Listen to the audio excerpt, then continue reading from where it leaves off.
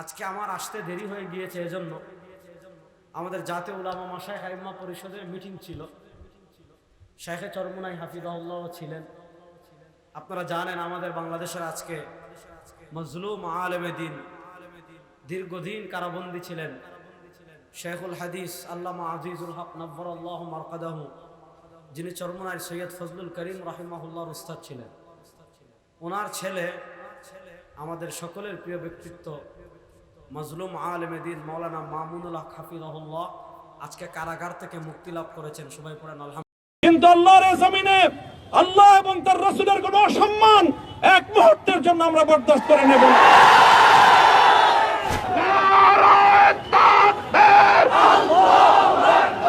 মামুনুল হক আসছে,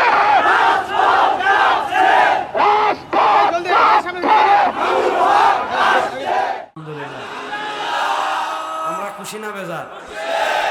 আমাদের শায়েখ ফোনে কথা বলেছেন ওনার সাথে, আলহামদুলিল্লাহ। তো ওনার আগের পূর্ব নির্ধারিত শিডিউলের কারণে যেতে পারেন নাই।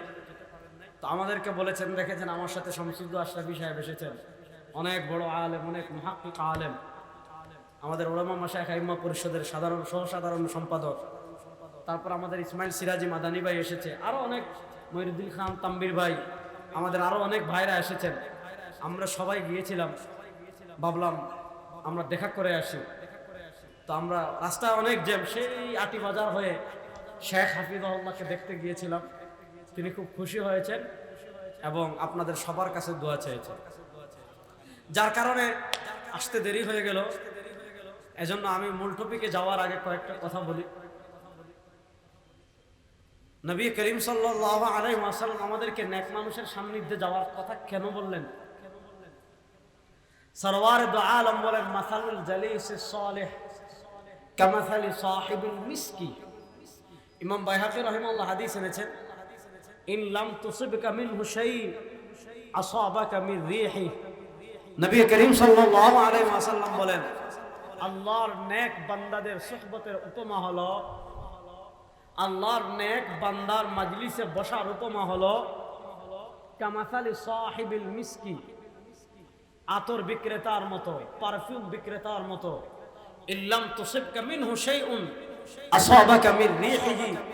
আপনার রূপগঞ্জে কেউ সারা দুনিয়ার সবচেয়ে দামি পারফিউমের দোকান দিয়েছে, যে দুনিয়ার 1 নম্বর পিওর খাঁটি পারফিউম তার দোকানে বিক্রি হয়। আপনি পারফিউমের খবর পেয়ে তার কাছে পারফিউম আনার জন্য গিয়েছেন, আপনার টাকা নাই, পয়সা নাই, গিয়ে বলেছেন, ভাই শুনেছি তোমার দোকানে সারা দুনিয়ার সবচেয়ে দামি পারফিউম বিক্রি হয়, আমাকে একটু লাগিয়ে দাও তো। সে বলেছে, লাগিয়ে মাগনা দেওয়া যাবে না।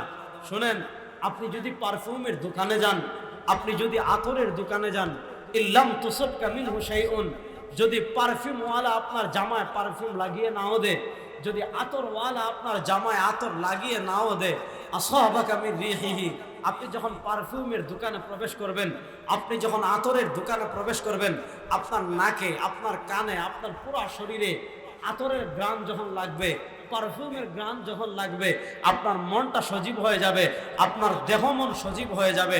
সরওয়ার দু আলম সাল্লাল্লাহু আলাইহি ওয়াসাল্লাম বলেন, শোনো, আল্লাহর নেক বান্দাদের মজলিসে বসলে তুমি যদি তাদের মতো আল্লাহ ওয়ালা না হও, তাদের ঘ্রাণে আল্লাহ তোমাকে গুনাহ থেকে বাঁচিয়ে রাখবে।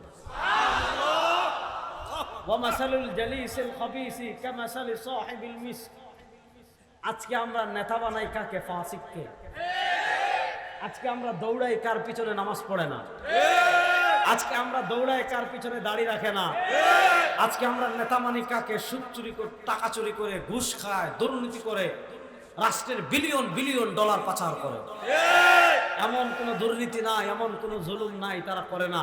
ওই সমস্ত দুর্নীতিবাজ, টেন্ডারবাজ, চাঁদাবাজদের পিছনে আমরা দৌড়াই আর স্লোগান দেই, নেতার, আমার নেতার চরিত্র ফুলের মতো পবিত্র।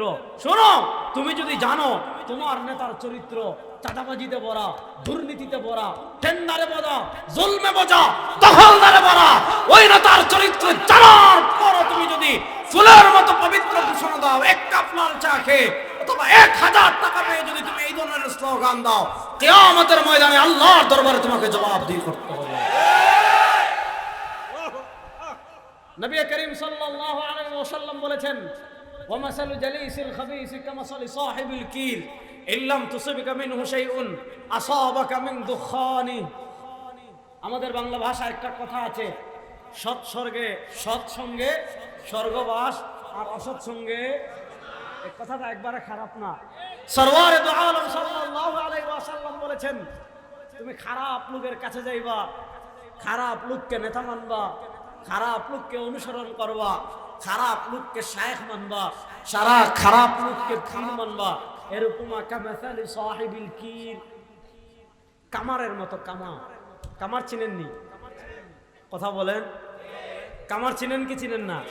আপনি যদি কামারওয়ালার কাছে যান, তার পাশে বসেন, সে যখন হাঁপড় নাড়ায়, ইল্লাম তুসিবকা মিনহু শাই, কামারের হাঁপড় থেকে আপনার জামায় যদি আগুন নাও লাগে, আসাবাকা মিন দুখানি, আপনি তার পাশে বসলে আপনার কানে ধোয়া লাগবে, আপনার নাকে ধোয়া লাগবে, আপনার চোখ দিয়ে ধোঁয়া প্রবেশ করবে, আপনার মুখ দিয়ে ধোঁয়া প্রবেশ করবে, আপনার নাক দিয়ে ধোঁয়া প্রবেশ করবে, আপনার কান দিয়ে ধোঁয়া প্রবেশ করবে। রূপগঞ্জের মুসলমান, আমি আপনাদের কাছে জানতে চাই, যদি নাক, কান, মুখ এগুলা দিয়ে ধোঁয়া প্রবেশ করে খুব আরাম লাগবে? আপনার দৃষ্টিশক্তি প্রচন্ড কষ্ট হবে কিনা? এটা হলো খারাপ লোককে নেতা মানার উপমা, এটা হলো খারাপ লোককে পীর মানার উপমা, খারাপ লোককে শায়েখ মানার উপমা। শরীয়ত মানে না এমন ভণ্ডকে পীর মানার উপমা, শরীয়ত নাই, রাসূলুল্লাহ সাল্লাল্লাহু আলাইহি ওয়াসাল্লামের সুন্নাত নাই এমন লোককে অনুসৃত মানার উপমা। যদি তুমি তার মতো খারাপ না হও, কিন্তু তার গ্রানে তুমিও জান্নাতের পথ থেকে বিচ্যুত হয়ে যাওয়ার সম্ভাবনা আছে। আছে না নাই? এজন্য সৎসঙ্গ, আল্লাহর নেক যে সকল বান্দা আছেন, আল্লাহর নেক বান্দাদের মাজলিসে বসার প্রয়োজন আছে না নাই? আওয়াজ তো বলে। আল্লাহ রাব্বুল ইজ্জত ওয়াল জালাল মৃত্যু পর্যন্ত আমাদেরকে নেক মানুষের সাথে থাকার তৌফিক দান করুন। আমিন।